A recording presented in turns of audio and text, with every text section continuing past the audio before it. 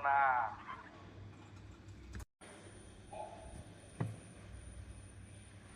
মনটা খারাপ বলবো ভাই, জানো বাজারের একটা পিল বেরিয়েছে নাকি 200 বছর বাঁচা যায়, আর দামটাও খুব একটা বেশি না। চিন্তা করছেন কেন? টুক করে কিনে বট করে খেয়ে ফেলুন, তারপরে নাতির নাতি নাতি যা খেয়ে যাবে এত বড় সুযোগ কেউ ছাড়ে?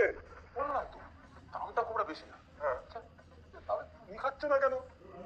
হ্যাঁ, বিজ্ঞাপনটা আমার চোখেও এসছে, তবে কি জানেন তো, আমার বউয়ের চোখেও এসছে এই বিজ্ঞাপনটা।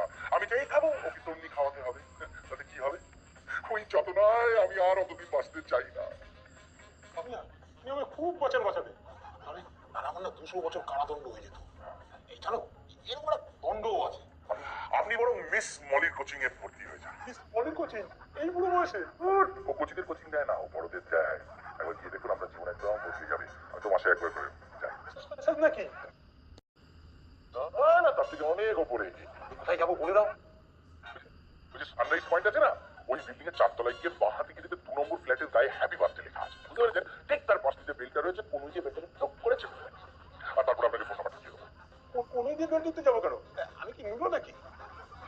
বলেন স্যার, আপনি কেন নুলো হতে যাবেন? আপনার হাতে উপহার থাকবে না হ্যাপি বার্থডে, তো সেখানে তো আপনি আঙুল দিয়ে দিতে পারবেন।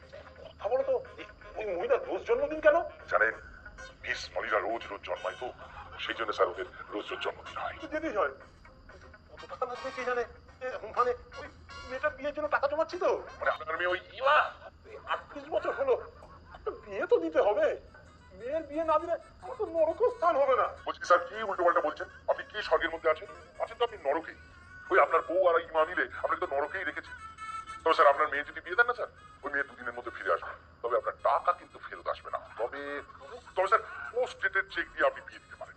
মানে 1 মাসের মধ্যে পোস্ট ডেটেড চেকটা ভাঙাতে পারবে, তার মধ্যে তো বিধবা হয়ে যাবে। আর বিধবাদের কিন্তু শ্বশুর বাড়ি থেকে তাড়ানো খুব কঠিন। জানি তুমি আমার ভালোর জন্যই বলছো, কিন্তু তুমি একটু খুব বেশি কড়া। দেখুন স্যার, আমার কড়া কথা আর কড়া চায়ের জন্য লোকে আমার কাছে আসে। আমি কি করবো? চিনি দিয়ে লাইটটা খেতে দেবো, আমার কাছে অবস্থা পাবেন না। তাহলে আমার মেয়ের বিয়ে হবে না কেন বলো তো? আমিও তো বাপ। স্যার, ওইখানটাতে গন্ডগোলটা হয়েছে জানেন তো, মানে ওর মধ্যে একটু পাপ পাপ ব্যাপারটা একটু বেশি এসে গেছে। এবার ছেলে হিসেবে একটু দারুণ পাত্র হতো।